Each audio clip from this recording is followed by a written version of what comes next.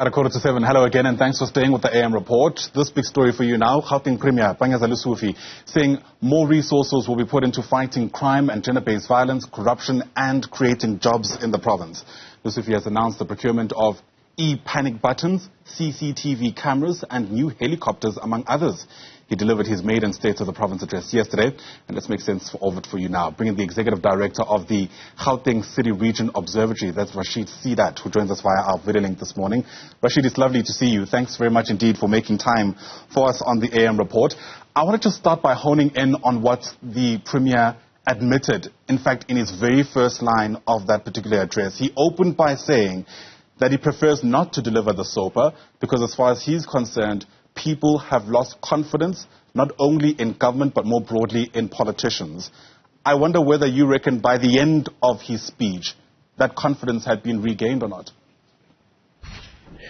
Good morning. Good morning to you and to your viewers. I think that from the work that we've done at the Gauteng City-Region Observatory, the GCRO, our last quality of life survey, which is, I think, one of the most extensive surveys done outside of ZSA in the country, with something like 13,000 respondents across the province, and ensuring that we reach out to each and every ward within the province. I think that the overwhelming sense that we've got, and that was the 6th iteration of our survey, we found that the levels of satisfaction in government had been at its lowest point.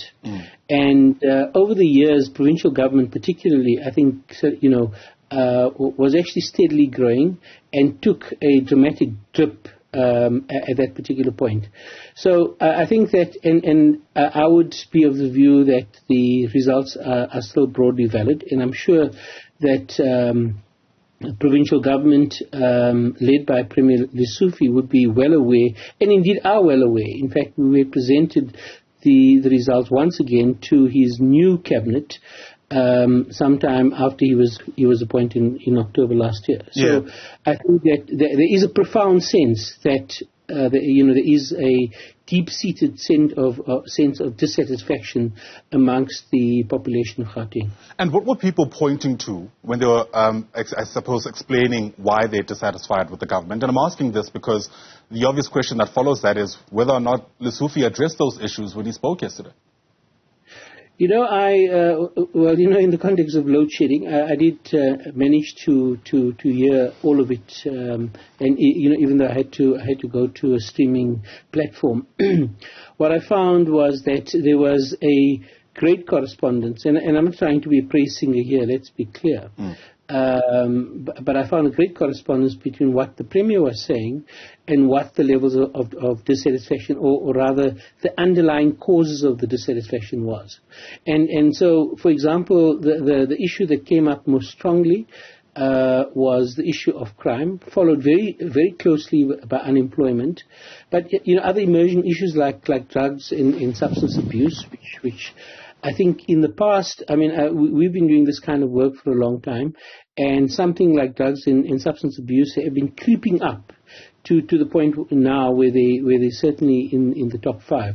So I think that there has been a great correspondence. There's almost a sense of, well, this is what people are saying on the ground, evidenced by our quality of life survey, but I'm sure a lot of other research that is being done, as well as I imagine the Premier and his Executive Council will be going out into communities, and I'm sure, and the sentiments would be exactly the same. So what I'm saying is that the kind of areas that he was focusing on, issues around crime, around sort of economic stagnation and therefore unemployment, issues around social conditions of communities, and what's happening in I think what's now called this new fashionable acronym TISH, townships, informal settlements and hostels, being a very specific focus, is where our research also, not only in the quality of life survey, but in general, finds that is where the problems are. Look, the Premier, to be fair, seemed to enjoy the support of at least a lot of the people who are present in the Joburg City Hall when he spoke yesterday. But I suppose it remains to be seen whether or not ordinary citizens buy into it. I mean, if we were just to drill into some of those plans, especially when it comes to fighting crime, he spoke about e-panic buttons, CCTV cameras all over the place, new helicopters in some instances. Are these practical as far as you're concerned, or is it just building castles in air? Well, I mean, the proof of the pudding will be in the eating, and right. I think that I mean, I should say, and maybe even declare that I've been a long-time public servant, including one in provincial government, so I have a good sense about how the bureaucracy operates, and I think that the ability of the Premier and the leadership of the provincial government to ensure that they're able to get the bureaucracy to respond is going to be the central challenge. I have no doubt about that. And it's given the amount of time that he has between now and the next elections, maybe at best 18 months away, I think that's going to be a key challenge. I mean, I think there are very committed public servants like the acting director general and various heads of department who are helping the Premier along with these MECs to achieve that. But remember, you've got a big sometimes lumbering bureaucracy, and the ability of that bureaucracy really to achieve these things becomes very central. I think a lot of the stuff is pretty obvious. Things like donation of cars and police vehicles, for example. Mm-hmm. Things like panic buttons. I think the back end is going to be the important thing. So it's like 10111. Does it work? Well, there is 10111. But if you dial in, are you getting the right kinds of an instantaneous response that you want? The sort of Trevor Noah joke about, how people respond to 10111 in South Africa. So I think that the back end for a lot of those things are going to be really important. Yeah.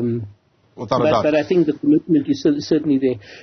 Can I make this point, that I think that there's a very strong focus on implementation. And so it's not, there isn't any highfalutin sort of theory and conceptual frameworks and so on. It's like these are the action plan. This is the action plan, and this is how we're going to implement it. So I think that's very positive from where I'm sitting. All right, Rashid Seedat, thanks very much indeed for your take early on this Tuesday. Really do appreciate it. And as you mentioned, the proof of the pudding is really in the eating. And I guess we'll all watch the space in the lead up to the next few years. Rashid Seedat is the Executive Director of the Gauteng City-Region Observatory. Once again, thanks very much indeed for your time.